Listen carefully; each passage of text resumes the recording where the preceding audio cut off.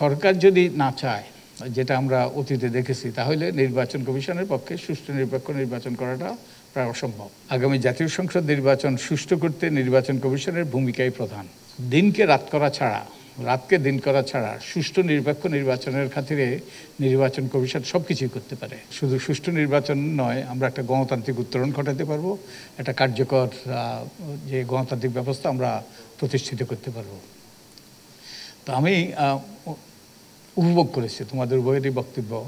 তবে সরকারি দল একটু সুবিধাজনক অবস্থানে ছিল আমার মনে হয়েছে, কারণ যেই বক্তব্যটা যে আগামী জাতীয় সংসদ নির্বাচন সুষ্ঠু করতে নির্বাচন কমিশনের ভূমিকাই প্রধান, এ কথাটা সত্য। তাই তোমরা যেই পক্ষ নিয়েছো এটা সত্যের পক্ষ। তাই তোমরা একটু সুবিধাজনক অবস্থানে ছিলে। তবে তোমাদের প্রতিপক্ষ অত্যন্ত জোরালোভাবে তাদের বক্তব্য উপস্থাপন করেছে, তোমাদের যুক্তি খণ্ডন করেছে।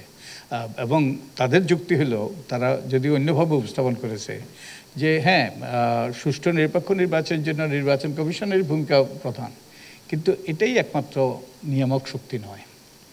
যে নির্বাচন সুষ্ঠু নিরপেক্ষ করতে হলে নির্বাচন কমিশনের নিঃসন্দেহে ভূমিকাই প্রধান, কিন্তু নির্বাচন কমিশনই একমাত্র এই যে স্টেক হোল্ডার নয়, একমাত্র অংশীজন নয়। বস্তুত তোমরা বলার চেষ্টা করেছো, তারাও কিছু আলোকপাত করার চেষ্টা করেছে। বেশ কয়েকটা গুরুত্বপূর্ণ অংশীজন আছে সুষ্ঠু নিরপেক্ষ নির্বাচনের ক্ষেত্রে। একটা হলো অবশ্যই নির্বাচন কমিশন, এবং সংবিধানের 18 অনুচ্ছেদে সুস্পষ্ট হয়ে বলা আছে নির্বাচন কমিশন গঠন করা হয় এবং তাদেরকে দায়িত্ব দেওয়া হয়েছে সুষ্ঠু নিরপেক্ষ নির্বাচন নিশ্চিত করা, যার মাধ্যমে আমাদের গণতান্ত্রিক ব্যবস্থাটা কার্যকর হয়। তো নিঃসন্দেহে তাদের ভূমিকাই মুখ্য, এবং তাদের এই নির্বাচন কমিশন একটা স্বাধীন এবং সাংবিধানিক প্রতিষ্ঠান হিসেবে প্রতিষ্ঠা করা হয়েছে। এবং তাদের বিরুদ্ধে, নির্বাচন কমিশনে যারা নিয়োগ পায় তাদের বিরুদ্ধে কিন্তু তাদেরকে বরখাস্ত করা যায় না। শুধুমাত্র যেইভাবে বিচারকদেরকে যে তাদেরকে চাকরিচ্যুত করা যায়, তাদেরকে অবসান করা যায়, তো সেই রকমই একই পদ্ধতিতে কিন্তু নির্বাচন কমিশনকেও যে তাদের পদ থেকে পদচ্যুত করা যায়। তাই নির্বাচন কমিশনের যে সুরক্ষা দেওয়া হয়েছে যাতে নির্বাচন কমিশন স্বাধীনভাবে কাজ করতে পারে, এবং নির্বাচন কমিশনের অগাধ ক্ষমতা। নির্বাচন কমিশনকে আমার অভিজ্ঞতা হলো যে দিনকে রাত করা ছাড়া, রাতকে দিন করা ছাড়া সুষ্ঠু নিরপেক্ষ নির্বাচনের খাতিরে নির্বাচন কমিশন সব কিছুই করতে পারে। মিক্সার গ্রাইন্ডার ঝামেলা কমায়, সময় বাঁচায়। সুষ্ঠু নিরপেক্ষ নির্বাচনের খাতিরে নির্বাচন কমিশন বিধিবিধানের সাথে সংযোজনও করতে পারে, অর্থাৎ আইন কারণে যেখানে ফাঁকফোকর আছে নির্বাচন কমিশন তাও করতে পারে যাতে সুষ্ঠু নিরপেক্ষ নির্বাচন নিশ্চিত করা যায়। তাই তাদের ভূমিকারই মুখ্য। তো অন্যান্য অংশীজন যারা আছে, আলতাফ হোসেন বনাম আবুল কাশেম, মামলাটা হলো আলতাফ হোসেন বনাম আবুল কাশেম, ওই মামলা, বিখ্যাত মামলা।